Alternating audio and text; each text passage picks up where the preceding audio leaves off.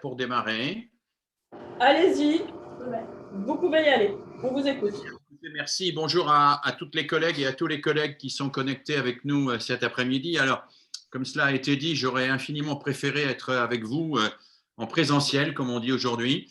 Nous le sommes en distanciel, il faut espérer que nous ne le sommes pas en abstantiel, parce qu'on a vu que parfois le distanciel se transformait en abstantiel dans cette période à la fois terrible, étrange, parfois cocasse, parfois préoccupante. Alors, je suis toujours un tout petit peu mal à l'aise de m'adresser comme ça à des collègues dont je ne vois pas le visage, loin d'eux, au moins géographiquement, mais on va essayer néanmoins de travailler ensemble cet après-midi. Je vais intervenir pendant 1 heure environ, et puis j'espère de tout cœur qu'à la suite de cette intervention, d'autres interviendront, prendront la parole, pas simplement pour des questions, mais aussi bien sûr pour des témoignages, pour des apports, pour des compte rendu d'expérience, enfin tout ce qui peut enrichir et faire de cet après-midi une véritable après-midi de coopération pédagogique. Alors, je vous propose de suivre mon propos à travers un diaporama que je vais vous projeter au fur et à mesure. Si ça fonctionne, parce que je suis en train de m'apercevoir que ça fonctionnait tout à l'heure, mais que là, ça ne fonctionne plus, si ça fonctionne. Voilà. Et je vais introduire rapidement mon propos. Ce n'est pas très original ce que je vais dire. Nous vivons avec cette crise sanitaire, mais aussi la crise sociale, mais aussi la crise psychologique, la crise politique dans laquelle nous sommes impliqués aujourd'hui. Nous vivons une situation très largement inédite, au moins dans la modernité. Cette situation témoigne à la fois, s'il en était encore besoin, de la fragilité des humains et aussi, surtout peut-être, de la solidarité de fait entre les humains ainsi qu'entre les humains et la planète. J'ai eu la chance à de nombreuses reprises dans ma vie de travailler avec quelqu'un qui m'a beaucoup aidé, qui m'a beaucoup épaulé, qui m'a beaucoup appris, qui est Albert Jacquard. Et Albert Jacquard me disait régulièrement, attention, ne crois pas que la solidarité est une valeur, la solidarité est d'abord un fait. Nous sommes solidaires, que nous voulions ou non. Nous sommes maintenant sur Terre tous solidaires, et tout ce que nous faisons a des répercussions sur les autres et sur l'ensemble des autres. Alors oui, cette solidarité, nous la voyons, et la pandémie, d'une certaine manière, c'est l'expression de cette solidarité, à la fois en mal, bien sûr, et en bien aussi, peut-être, en tout cas, nous l'espérons. En tout cas, cela nous ouvre une perspective. Il n'est pas possible de continuer, ni dans l'école, ni ailleurs, à vivre dans une société, dans un monde fondé sur la concurrence acharnée entre les personnes, les groupes, les clans, les nations.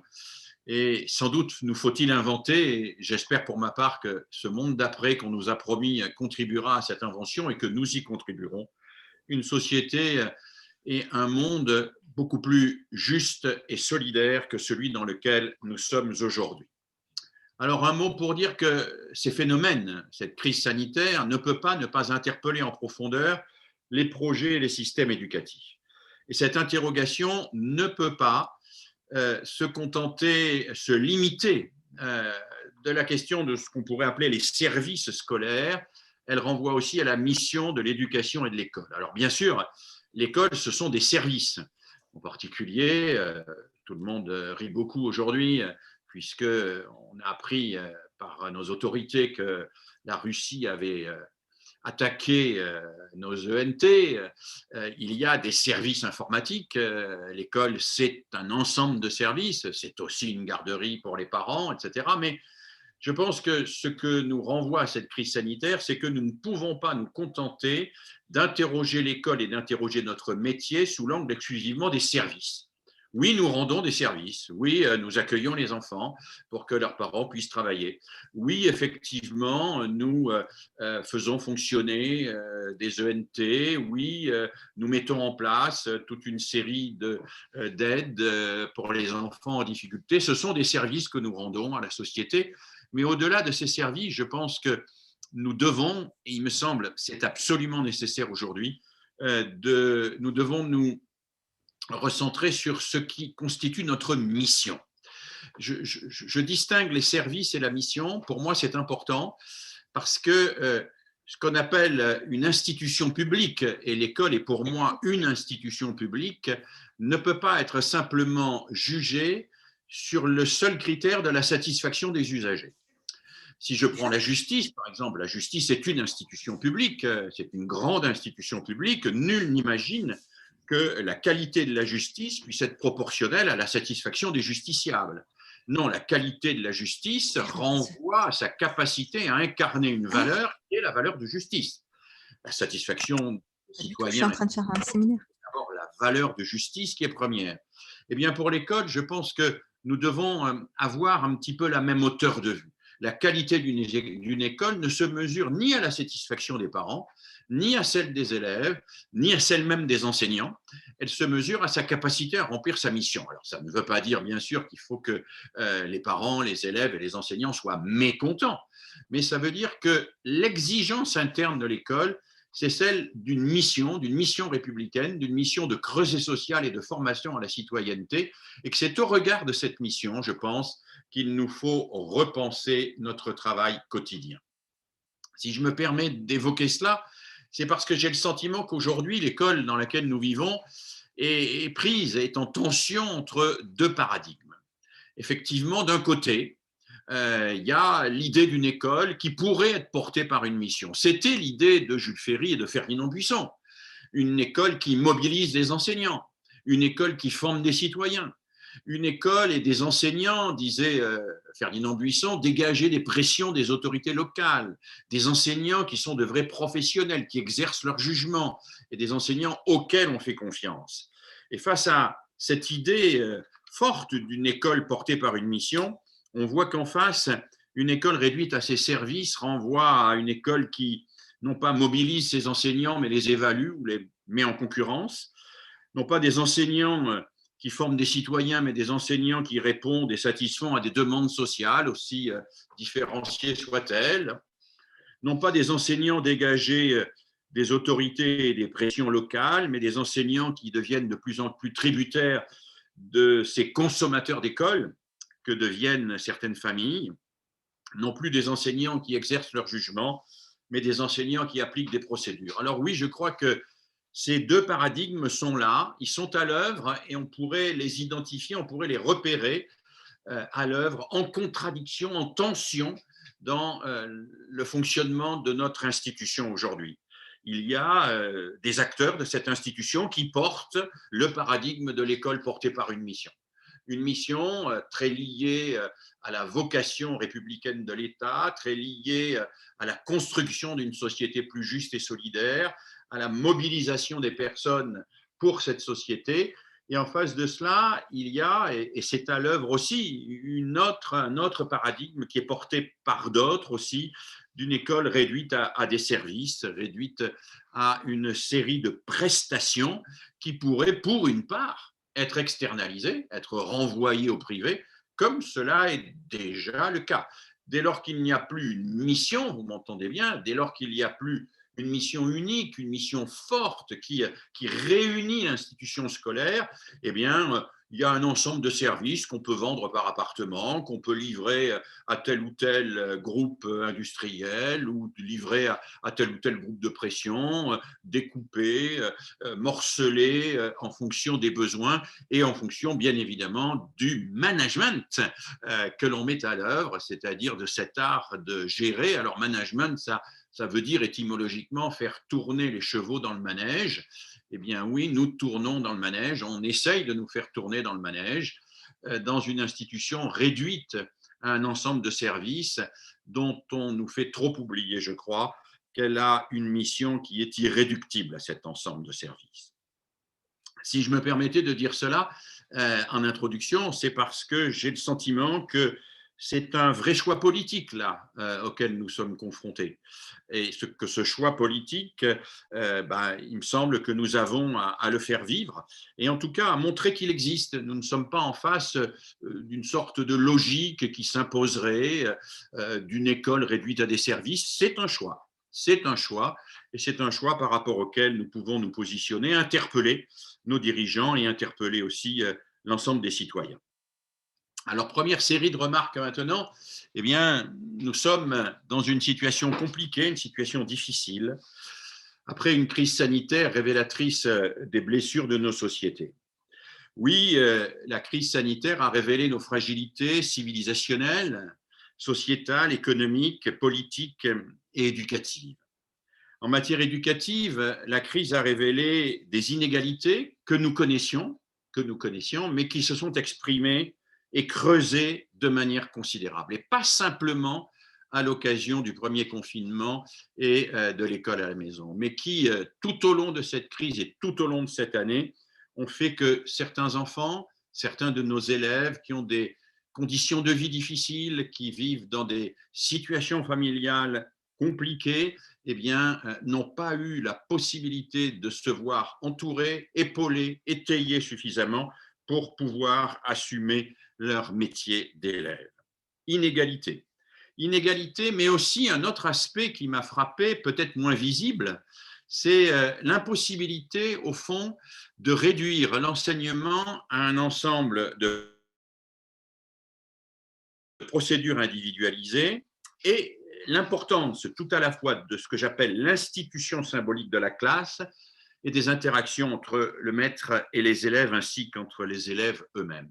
Oui, moi j'ai été très frappé, alors c'était fort pendant le premier confinement, ça l'a été ensuite et ça l'est aujourd'hui encore, j'étais très frappé de la façon dont cette crise a révélé quelque chose que les pédagogues savaient, mais qui n'était pas partagé unanimement.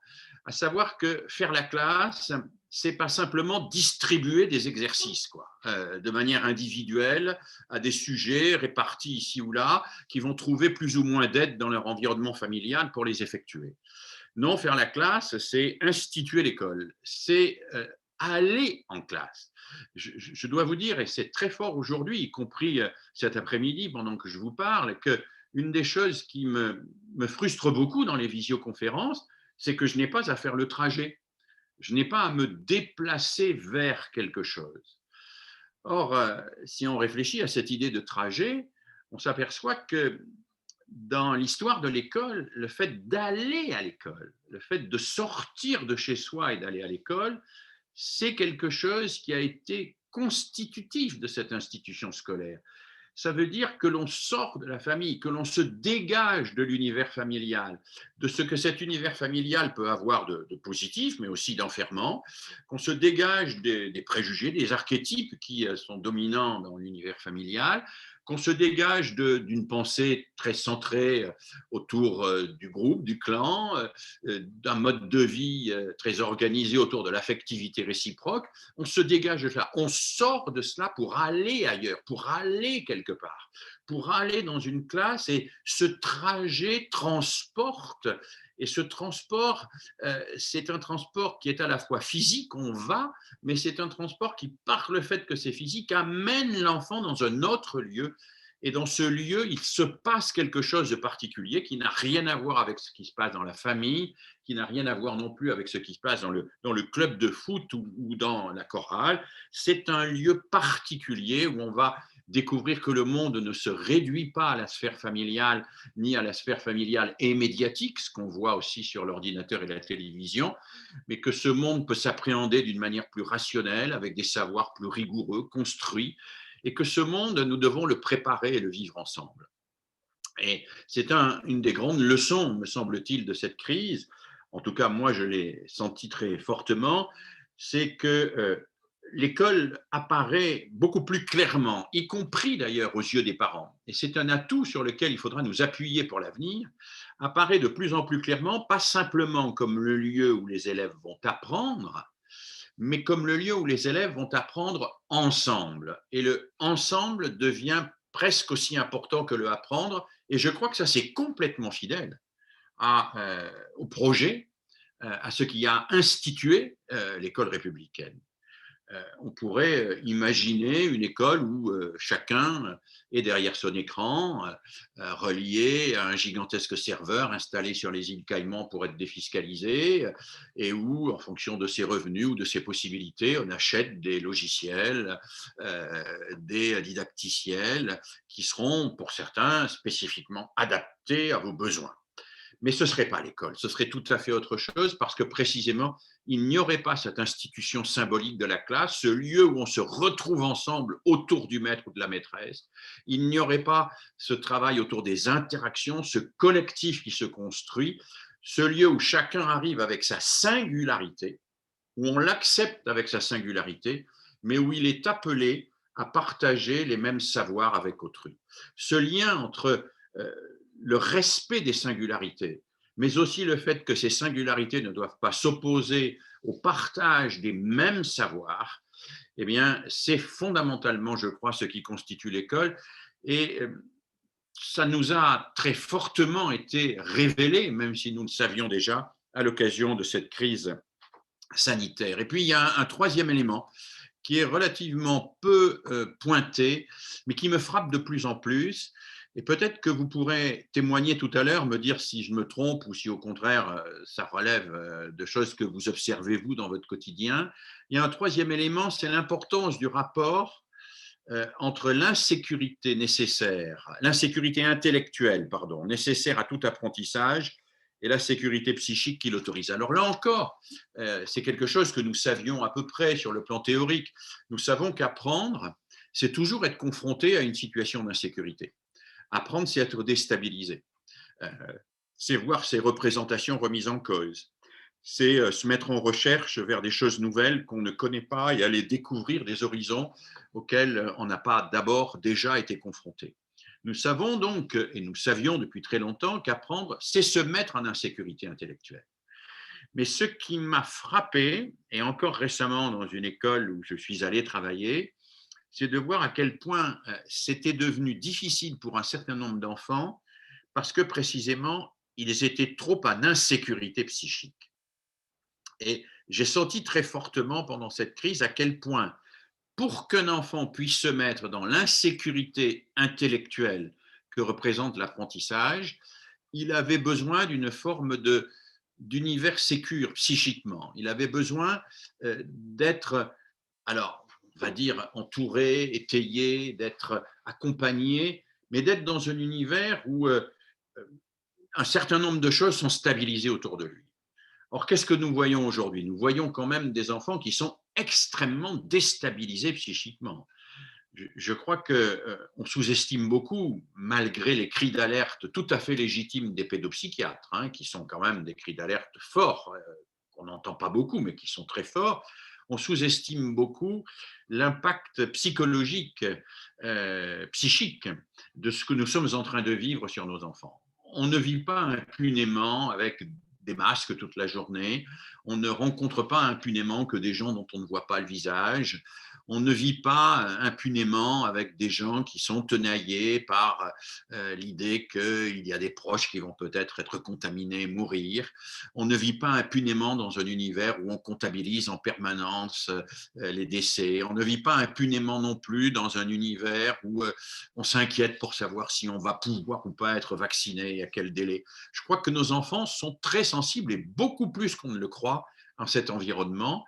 Et pour ma part, ce que j'observe, même s'il me semble que ça ne touche pas de la même manière tous les élèves et tous les enfants, c'est qu'un certain nombre d'entre eux vivent dans une beaucoup plus grande insécurité psychique qu'ils ne vivaient il y a quelques mois avant cette crise, et que cela rend plus difficile pour eux l'accès à cette sécurité qui leur permettrait d'entrer dans l'insécurité intellectuelle. Voilà. Il faudrait pouvoir développer ça plus longuement, en particulier montrer comment précisément ces élèves en situation d'insécurité psychique, quand ils sont adolescents, ils vont refuser d'apprendre et se réfugier dans la sécurité intellectuelle. La sécurité intellectuelle, c'est le slogan, c'est la théorie du complot, c'est tout ce qui me donne le sentiment que je sais alors que je ne sais rien, alors que je n'ai rien cherché. On voit bien qu'il y a là quelque chose de fort. Et un des enjeux, me semble-t-il, de cette crise, c'est de ne pas en sortir avec des gens qui seraient tellement fragilisés sur le plan psychique, qui se précipiteraient sur n'importe quel slogan, n'importe quelle certitude qui leur serait proposée, parce que précisément cela leur apporterait la sécurité à laquelle ils aspirent et qu'ils ne trouvent pas sur le plan personnel. Et c'est une alerte à laquelle nous sommes tous confrontés. Je ne souhaite pas, et c'est pour cela que la mission de l'école me paraît essentielle, que la crise que nous vivons réactive des comportements qui seraient des comportements de repli intellectuel, qui seraient des comportements de crispation sur des identités ou des certitudes, de fermeture à autrui et d'incapacité à construire ensemble une société plus solidaire. Alors, je vais aller vite et puis on discutera de tout cela, si vous voulez, pendant la deuxième partie de cet après-midi. J'en viens à la deuxième série de remarques, après celle qui concernait spécifiquement la situation que nous vivons. Pensez cette fois-ci avec un E et non pas avec un A, pensez notre avenir, celui du monde et de nos démocraties. Alors, notre avenir, qu'est-ce que ça pourrait être? Pour moi, d'abord, et c'est peut-être déchiffrer l'éducation. Alors, déchiffrer, c'est évidemment un jeu de mots, mais je suis très attaché à ce jeu de mots-là. Nos collègues du GF1 ont écrit il y a quelques années un livre dans lequel ils utilisaient déjà ce jeu de mots de déchiffrer. Déchiffrer au sens de comprendre, et pour déchiffrer au sens de comprendre, il faut déchiffrer au sens de sortir de l'hégémonie du chiffre. Sortir de l'hégémonie du chiffre. Déchiffrer l'éducation parce que cette hégémonie des évaluations réduit aujourd'hui les finalités de l'éducation à ce qui est quantifiable et comparable. Au fond, nous avons un système éducatif très largement piloté par ce qu'on appelle les résultats, mais ce n'est qu'une toute petite partie des résultats. C'est les résultats observables, quantifiables et comparables. Et qui est de plus en plus menacé par la tentation d'écarter, d'évacuer tout ce qui ne pourrait pas faire l'objet de ces évaluations quantitatives.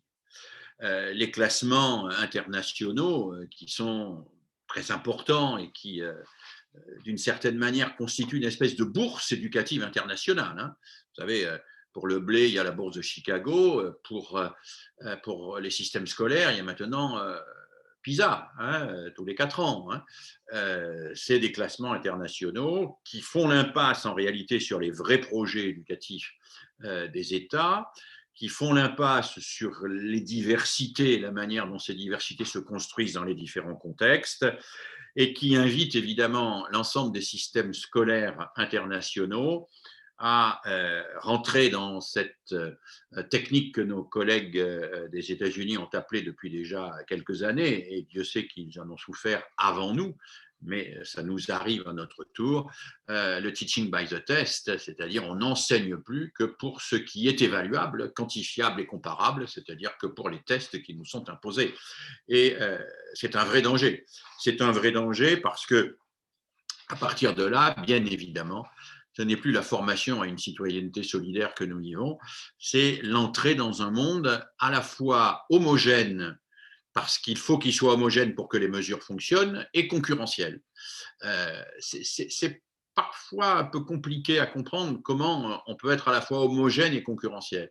Il faut bien comprendre que l'homogénéité des systèmes de mesure, c'est ce qui permet de mettre en concurrence. Et donc, PISA, c'est l'euro, en quelque sorte, des systèmes scolaires. Hein. C'est l'euro, c'est un système qui permet les échanges, la mise en concurrence systématique. Voilà, et donc, il y a là quelque chose qui me semble extrêmement dangereux et extrêmement dangereux au regard des missions qui sont les nôtres. Alors, si nous poursuivons la réflexion, pourquoi il nous faut déchiffrer l'éducation? Il nous faut déchiffrer l'éducation parce que les savoirs scientifiques sur l'éducation qui nous sont proposés, à mes yeux, ne permettent nullement de prescrire le travail de l'enseignant. On pourrait évoquer les statistiques sociologiques et montrer que les statistiques sociologiques, elles ne font que photographier ce qui existe déjà. Elles ne disent rien du futur que nous pouvons construire. Oui, il y a des injustices sociales, oui, mais notre travail, c'est de faire mentir les statistiques, bien évidemment. Et puis, on pourrait évoquer les fameuses recherches internationales dites randomisées. Vous savez, ces grandes recherches comparatives dans lesquelles on va faire des méta-analyses qui regroupent des analyses pour essayer d'identifier des procédures scientifiques qui seraient applicables systématiquement dans toutes les classes et de façon quasiment universelle. Alors, on sait que tout cela nous apprend un certain nombre de choses. Bien sûr que ces méta-analyses sont éclairantes, elles nous révèlent un certain nombre de réalités, mais elles nous apprennent finalement très peu de choses parce qu'elles sont entièrement décontextualisées. Si on prend la grande méta-analyse sur laquelle se fonde aujourd'hui la quasi-totalité des chercheurs sur la lecture et l'écriture, concernant l'apprentissage du lire-écrire, eh bien, qu'est-ce qu'elle nous montre? Elle nous montre que si on prend un nombre considérable de cas, eh bien, on arrive à cette idée toute simple que pour apprendre à lire, il faut à un moment ou à un autre, dans l'apprentissage de la lecture, en passer par la correspondance graphophonétique. Voilà.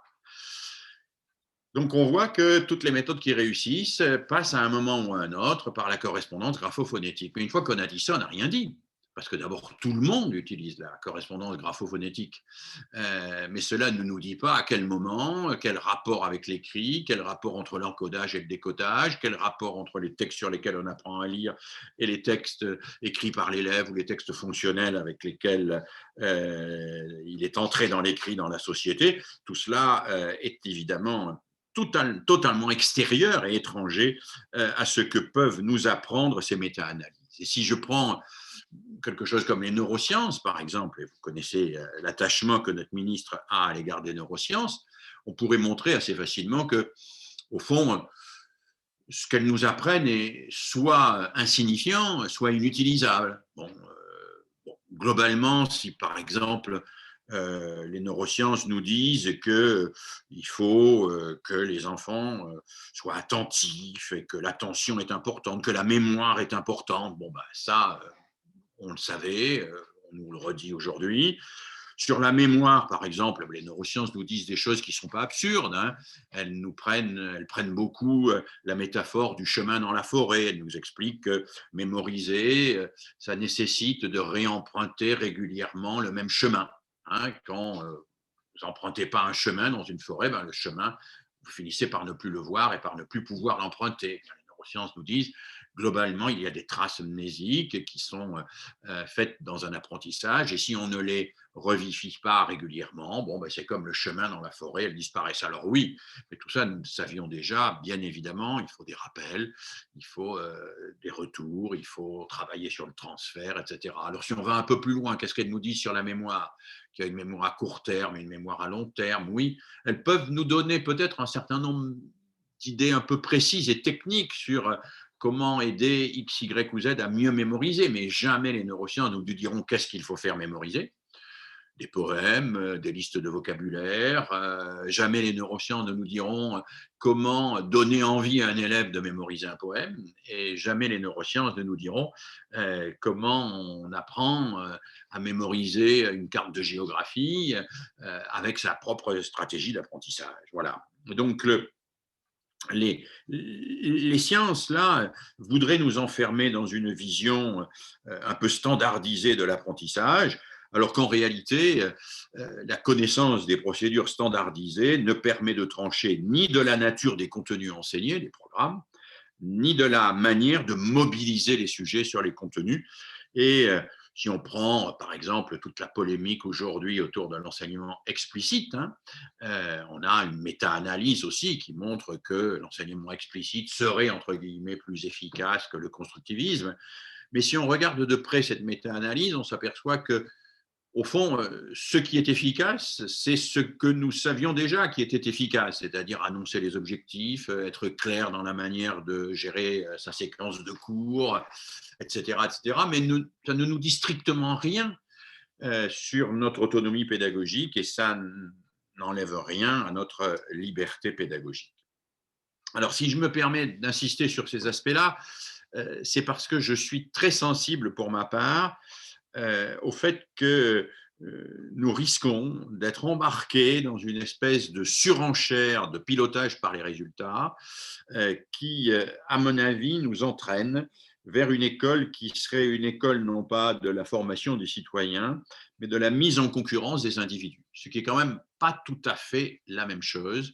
Et c'est au-delà des questions techniques un vrai choix de société. Oui, je crois que nous sommes réellement menacés par ce que Karl Marx a appelé déjà il y a bien longtemps avec Friedrich Engels dans le manifeste du Parti communiste les eaux glacées du calcul. Nous périrons dans les eaux glacées du calcul, disait Marx. Nous périrons dans les eaux glacées du calcul. Et qu'est-ce qu'il voulait dire par là? Marx avait vécu, il vivait au moment de la révolution industrielle en Angleterre, il avait vu se construire autour de Londres les usines, les fabriques, et il avait vu ces usines, ces fabriques acheter des machines-outils et vouloir rentabiliser ces machines. Et la rentabilité des machines-outils, ça avait abouti à quoi? À créer les 3-8, c'est-à-dire à mettre l'ouvrier au service de la machine et non plus la machine au service de l'ouvrier. Ça avait conduit, dit-il, à la prolétarisation, ça avait vidé l'humain de son intelligence, ça avait mis les humains au service d'une machine, elle-même au service du calcul, elle-même au service du profit, de la plus-value, tel que Marx l'analysait à l'époque. Et ce qui m'inquiète dans les évolutions que nous vivons de l'institution scolaire, c'est qu'elle pourrait assez vite devenir une institution au service des évaluations internationales, au service de PISA, au service de la mise en concurrence à la fois des États, des écoles, des enseignants et des élèves, contre toute forme de coopération et de solidarité, c'est-à-dire contre tout ce qui pourrait au contraire contribuer à nous préparer un avenir un peu plus juste et un peu plus équitable. Alors, tout ceci est d'ailleurs une rupture radicale avec l'histoire, parce que l'école de la République, celle qui a été fondée par Jules Ferry, Ferdinand Buisson, Henri Marion et les grands penseurs de l'école de la République, l'école de la République, elle ne s'est pas du tout construite sur ces bases-là. Il faut le rappeler. Et il faut rappeler d'une manière forte, incessante, que cette école de la République s'est construite sur l'inverse de ce qu'on nous présente aujourd'hui comme étant les fondamentaux. Regardez ce qu'écrit Ferdinand Buisson. L'instruction primaire, telle que l'a définie la loi du 28 mars 1882, n'est plus cet enseignement rudimentaire de la lecture, de l'écriture et du calcul que la charité des classes privilégiées offrait aux classes déshéritées. C'est une instruction nationale embrassant l'ensemble des connaissances humaines, l'éducation tout entière, physique, morale et intellectuelle. C'est le fondement sur lequel reposera désormais tout entier la culture humaine. Nous ne sommes qu'aujourd'hui qu'au début, et bien des obstacles se dressent encore devant l'œuvre commencée, mais la démocratie moderne a pris conscience d'elle-même, elle sait que c'est la condition de son avenir. C'est très beau ce texte de Buisson. Il nous dit nous ne sommes plus à l'époque où nous enseignons de manière rudimentaire la lecture, l'écriture et le calcul, que la charité des classes privilégiées offrait aux classes déshéritées. C'est une instruction nationale embrassant l'ensemble des connaissances humaines et qui a pour objectif eh bien, le développement de la démocratie, la formation des citoyens, le développement de la démocratie. Et regardez ce que disait Jules Ferry lui-même au Congrès pédagogique des instituteurs de France en 1881. Le ministre convoquait des congrès pédagogiques des instituteurs. Il disait les leçons de choses, on dirait aujourd'hui l'expérimentation scientifique, la pédagogie de projet, l'enseignement du dessin, les notions d'histoire naturelle, les musées scolaires. Vous savez, les musées scolaires, c'était ces grandes armoires dans lesquelles les enseignants du premier degré étaient invités à mettre tous les objets qu'ils trouvaient et qu'ils pouvaient soit se procurer à travers l'environnement, la proximité, soit se procurer à travers l'éducation nationale, qui à l'époque faisait un gros effort pour doter les instituteurs de matériel pédagogique. C'était ces armoires où il y avait à la fois des instruments scientifiques, mais aussi des livres, des albums, etc., et qui devenaient à un certain moment de vrais musées scolaires, puisque les parents étaient invités à venir voir ces musées-là, parce que ça leur permettait de connaître, de comprendre ce que faisait leur enfant à l'école. Ces musées scolaires, il y en avait un par école et parfois même par classe, hein. Ces musées scolaires étaient en quelque sorte l'interface entre l'école et la science d'un côté, mais aussi l'école et les familles qui pouvaient savoir à travers ces musées scolaires ce que leur enfant faisait à l'école.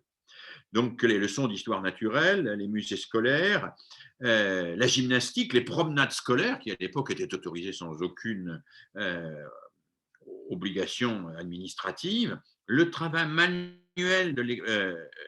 manuel placé à côté de l'école. N'oublions pas qu'à l'époque de Jules Ferry, toutes les écoles avaient un atelier de travail manuel où les élèves pouvaient, avec l'aide parfois de certains parents, venir travailler, réparer, fabriquer. Et Jules Ferry considérait que c'était quelque chose de central, ce travail manuel de l'atelier placé à côté de l'école, le chant, la musique chorale. Pourquoi tous ces accessoires? Et alors là, Jules Ferry dit très clairement, parce qu'ils sont à nos yeux la chose principale, parce que ces accessoires feront de l'école primaire une école d'éducation libérale, ce qui veut dire à la liberté, bien sûr, et pas libérale au sens économique. Telle est la grande distinction, la grande ligne de séparation entre l'ancien régime, hein, le régime traditionnel et l'école de la République. Donc Jules Ferry est très clair, il nous dit ce qui caractérise l'école de la République, c'est que précisément elle ne se limite pas à une vision étriquée des fondamentaux, du lire, écrire, compter, hein, c'est qu'elle embrasse tout cela et que c'est cet ensemble d'activités qui est mis au service du développement de l'enfant, qui bien sûr intègre ces savoirs fondamentaux du lire, écrire, compter, mais qui les intègre dans un projet scolaire qui est aussi un projet sociétal, qui est un projet de formation des citoyens. Alors, ce qui m'inquiète, ce qui nous inquiète aujourd'hui, c'est que l'enseignement eh bien, pourrait basculer et ne plus être ce que finalement Ferdinand Buisson et Jules Ferry souhaitaient pour lui.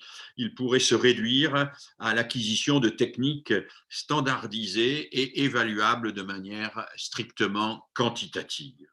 Voilà quelque chose qui, pour moi, est extrêmement préoccupant et qui nous renvoie au rôle que peuvent avoir aujourd'hui des organisations syndicales comme le SNU-IPP, bien sûr.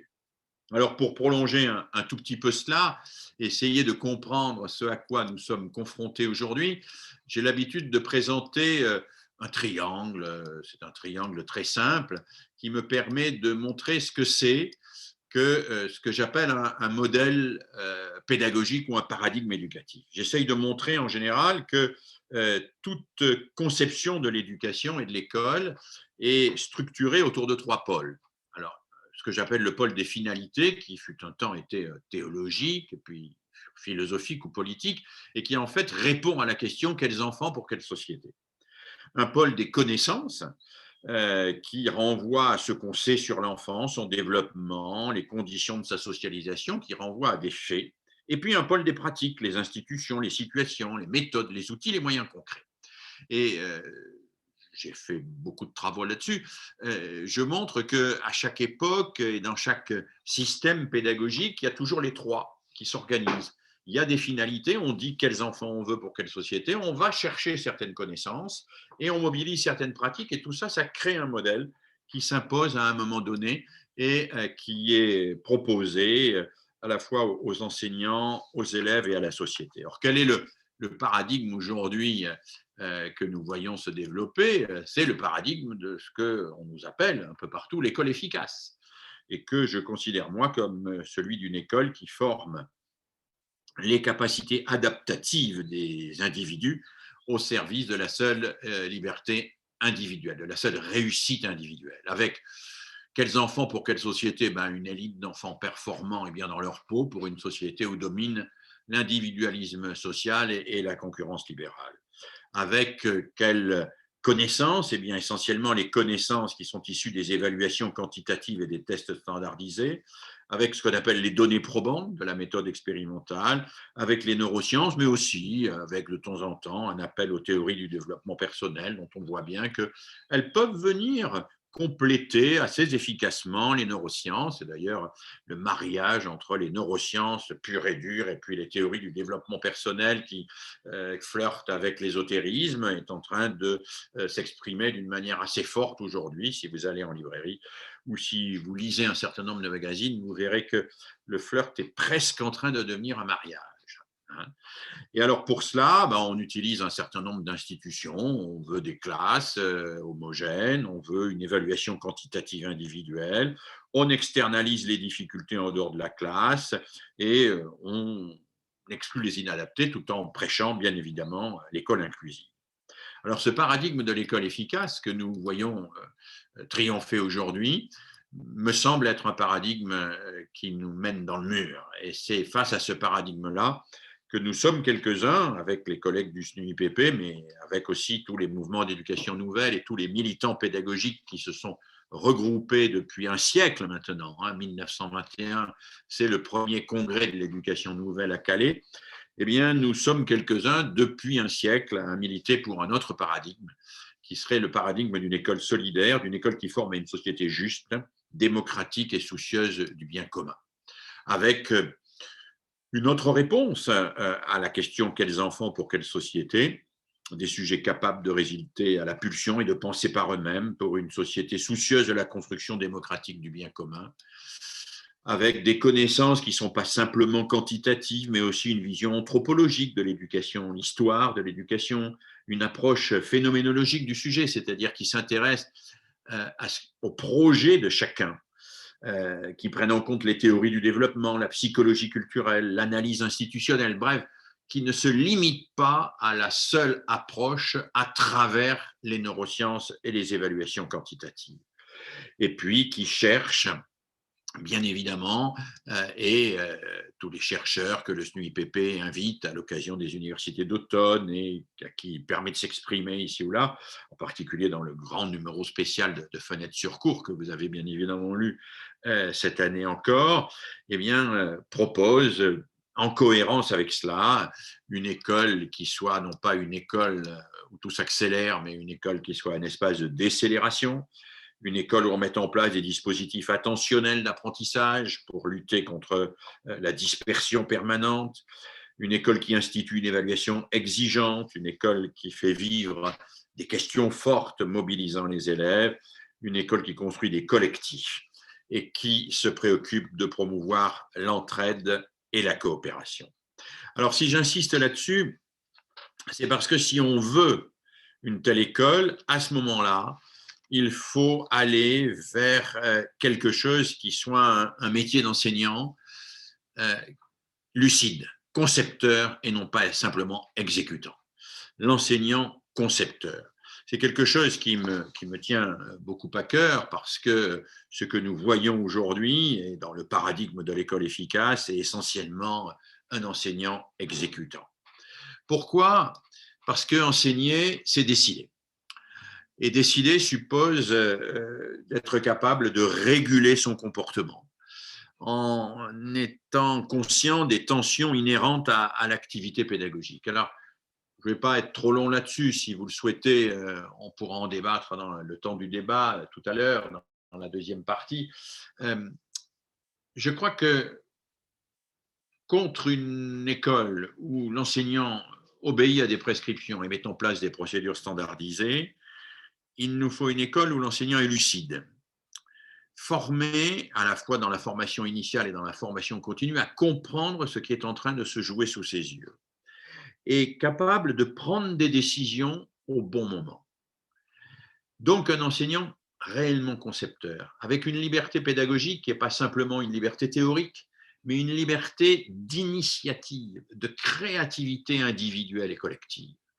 Et cela, c'est fondamental. Alors, pour aider à mettre en œuvre, mettre en place cette créativité, cette initiative, j'ai un cadre, mais c'est un cadre parmi bien d'autres. Je montre en général qu'il y a des tensions structurantes dans l'acte d'enseigner et dans ce qu'on appelle la gestion. Je n'aime pas du tout le mot gestion, mais dans ce qu'on appelle en général la gestion de la classe. Ces tensions, c'est soit priorité à la programmation, on programme, mais on ne fait que ce qui est programmé, soit priorité à l'événement, c'est-à-dire à ce qui surgit, ce qui n'est pas prévu, soit priorité à la découverte, au tâtonnement, soit priorité à la formalisation, à l'organisation des connaissances, soit priorité au réussir, c'est la priorité des pédagogies de projet, soit priorité au comprendre, c'est la priorité des pédagogies plus centrées sur l'explicitation des connaissances. Et ce que j'essaye de montrer, c'est que on peut décliner ces trois types de tensions et montrer comment elles renvoient à des attitudes qui pourraient paraître s'opposer. Mais ce qui est important, si on veut rentrer dans une gestion de la classe qui ne soit pas procédurale, mais qui soit une gestion à la fois fondée sur la lucidité et la liberté pédagogique de l'enseignant, c'est de comprendre que notre rôle, ça va être non pas de rester figé sur une de ces deux choses, mais de déplacer, ce que j'appelle déplacer le curseur en fonction de ce que l'on veut, de ce que l'on observe et de la réaction des élèves. Voilà. Priorité à la programmation, c'est bien, il faut programmer, il faut avoir un cours très structuré, mais il ne faut pas pour autant ne jamais être attentif à ce qui surgit, aux malentendus, aux incompréhensions, aux objections. Il faut savoir adapter, introduire ou supprimer des éléments, mais en même temps, il ne faut pas que ça fasse perdre de vue la programmation. Et donc, et ça, chacun d'entre nous sait le faire, on sait qu'il faut bien rigoureusement indiquer où on va, mais qu'il faut être suffisamment capable de se saisir des occasions qui émergent pour s'accrocher à ce qui se passe dans la classe et articuler ce qu'on a programmé à ce qui est en train de se passer dans la classe. Et on sait que ça n'obéit pas à une règle, il n'y a pas de procédure, il n'y a pas de standard là-dessus, parce qu'il n'y a pas deux situations de classe identiques. Il y a des êtres, vous, moi, face à des groupes d'élèves qui les observons et qui déplaçons le curseur, qui à certains moments nous disons « Ah ben là, il faut un peu plus recentrer sur ce qui est programmatique, le plan, et j'y reviens. Ah ben là, il faut ouvrir. Ah mais là, on va perdre la programmation, recentrons-nous sur elle. » Pareil pour priorité à la découverte et à la formalisation. Il faut mobiliser les élèves et il faut qu'ils tâtonnent, il faut qu'ils cherchent, etc. Bien évidemment, mais pas exclusivement. Parce qu'il faut aussi qu'ils repèrent et reformulent ce qu'ils ont acquis. Hein, c'est la grande distinction sur laquelle j'ai beaucoup travaillé entre ce qu'ils font et ce qu'ils apprennent. Hein. Il faut qu'une fois qu'ils ont fait quelque chose, ils identifient clairement et ils formalisent clairement ce qu'ils ont appris. Hein. Il faut qu'ils articulent des acquis avec les acquis précédents, qu'il faut qu'ils le transfèrent dans de nouvelles tâches. Et là encore, c'est un problème de jugement pédagogique, c'est un problème d'exercice de sa liberté pédagogique. Oui, je vais donner la priorité à la découverte, mais non, je ne vais pas faire que ça. Je vais à certains moments m'apercevoir qu'on oublie qu'une découverte n'a de portée que si on en reformalise.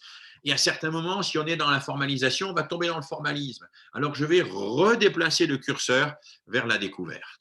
Et puis, je pourrais dire la même chose pour le réussir et le comprendre, pour l'exigence qui porte sur la réussite de la tâche et pour le repérage des obstacles, de la saillance du conflit socio-cognitif, etc., etc.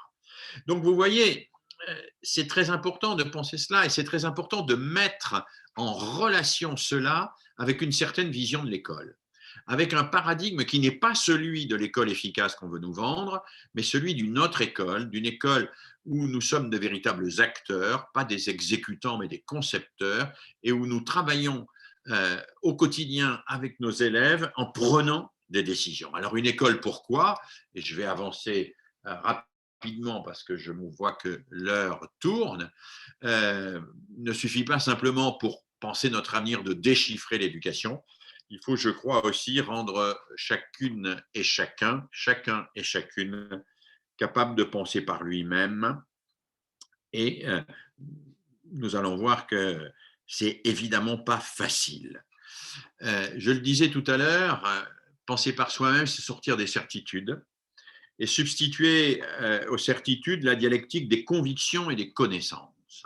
En fait, c'est ça la laïcité. Hein.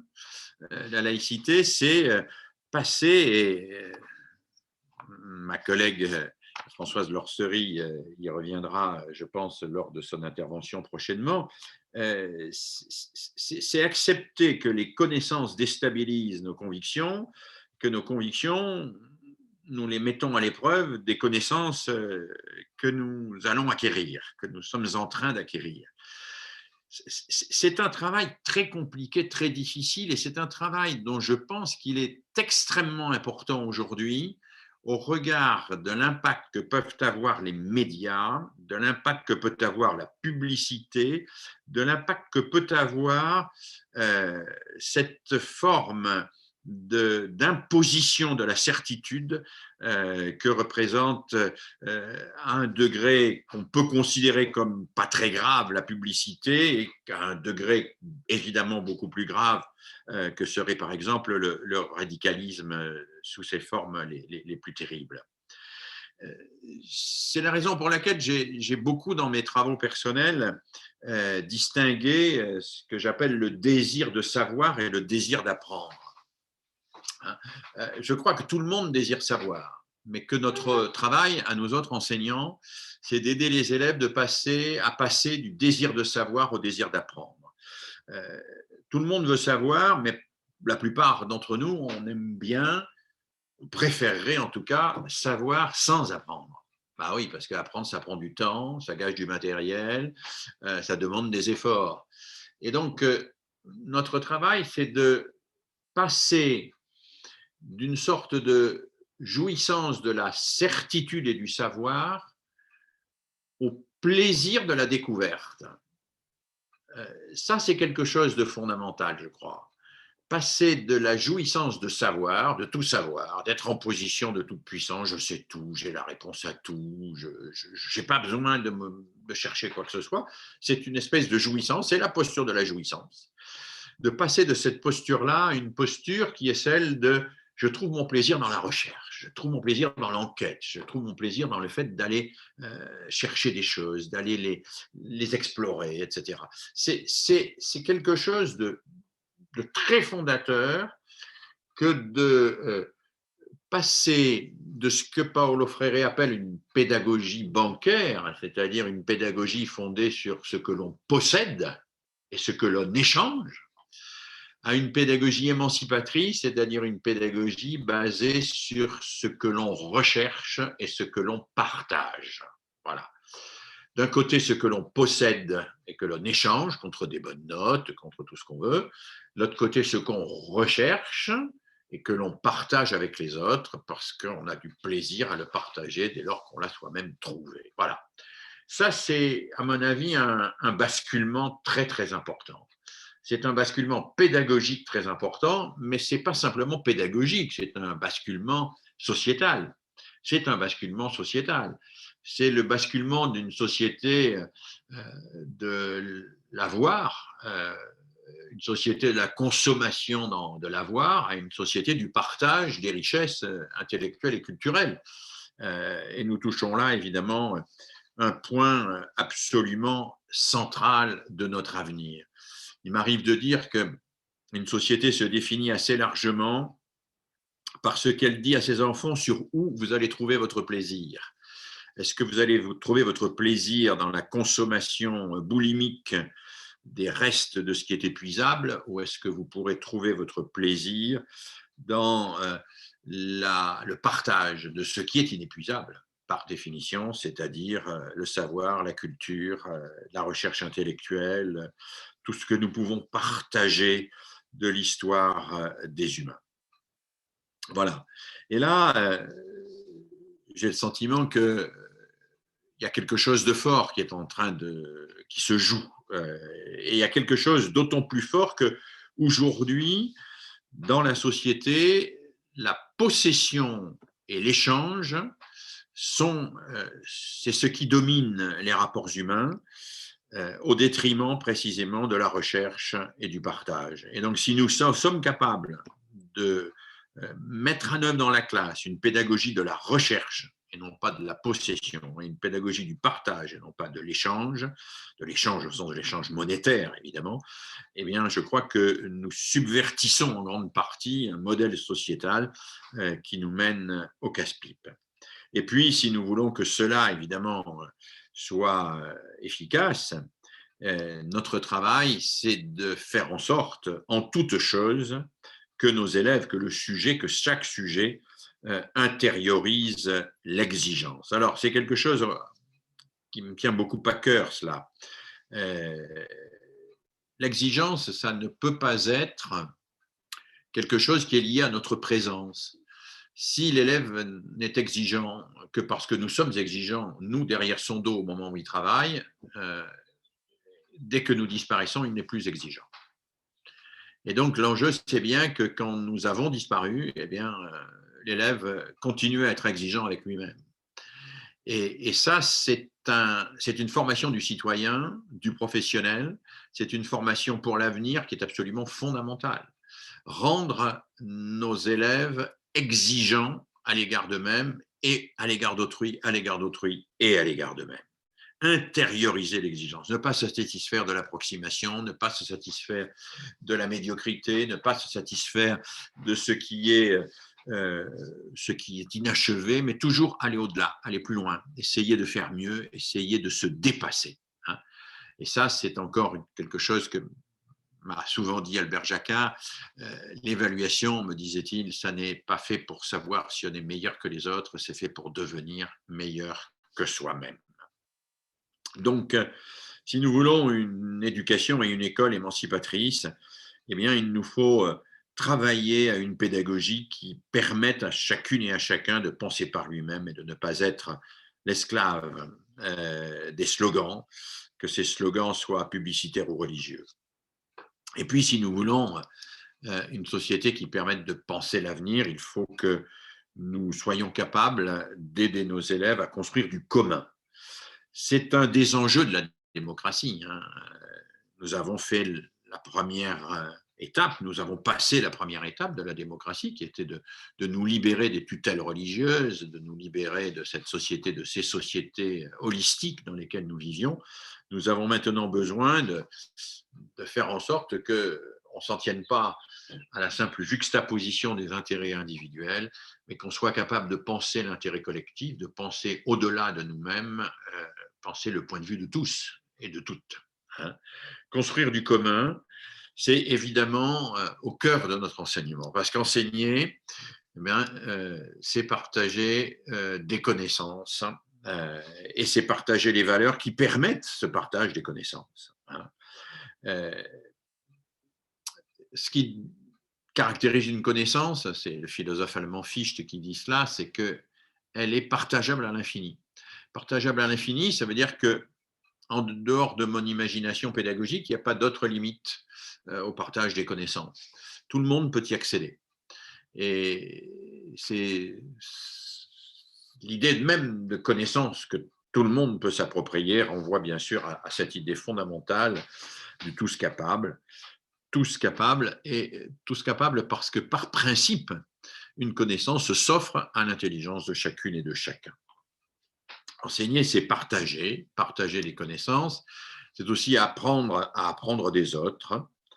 C'est pour cela mettre en place évidemment des contraintes qui sont fécondes, des contraintes qui permettent de travailler en commun. C'est construire des institutions, et c'est élargir sans cesse le cercle des solidarités. Alors, tout ceci demanderait évidemment d'être détaillé point par point, et je le ferai bien volontiers, mais plutôt dans le cadre du débat. Je voudrais juste dire à quel point l'enjeu sociétal et politique est fondamental ici. Ou bien nous laissons l'école dériver vers un système de services qui satisfait les parents en permettant des acquisitions individuelles qui permettent la construction d'une carrière scolaire, puis universitaire, puis sociale. C'est une conception.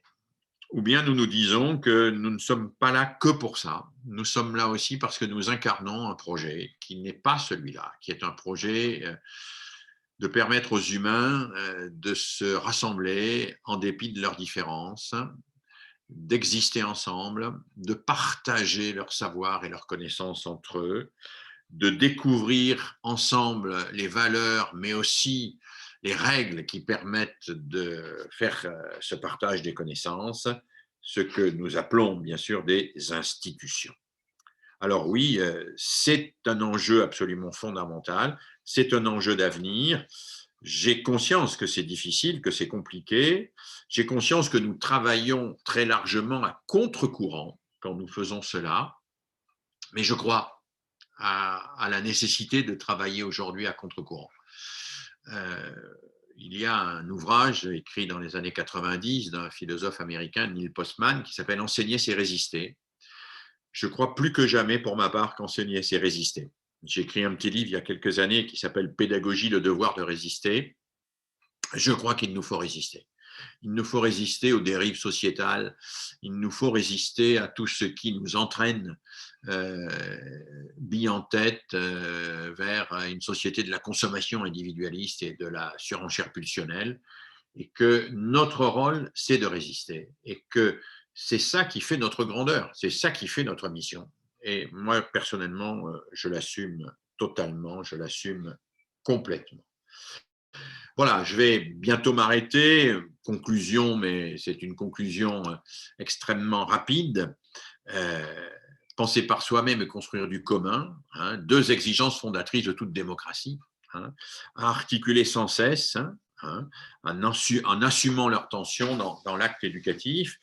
Et pour cela, eh bien, à être capable, ensemble, de penser notre métier. Voilà.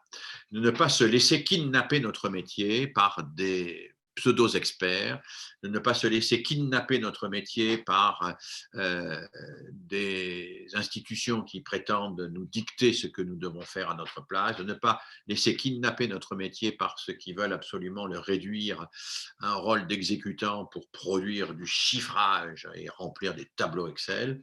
Nous devons, je pense, nous avons besoin, je pense, pour résister, de nous serrer les coudes au sein de syndicats, au sein de mouvements pédagogiques, au sein de mouvements d'éducation populaire, au sein de tous ceux qui portent cette même ambition hein, que portaient ceux qui ont créé l'éducation nouvelle à Calais en 1921, l'ambition d'une école émancipatrice, libératrice, qui ne soit pas assujettie à la violence, mais qui fasse régner autant que faire se peut dans la salle de classe l'ordre de la solidarité, de la coopération, du partage et de la liberté de penser.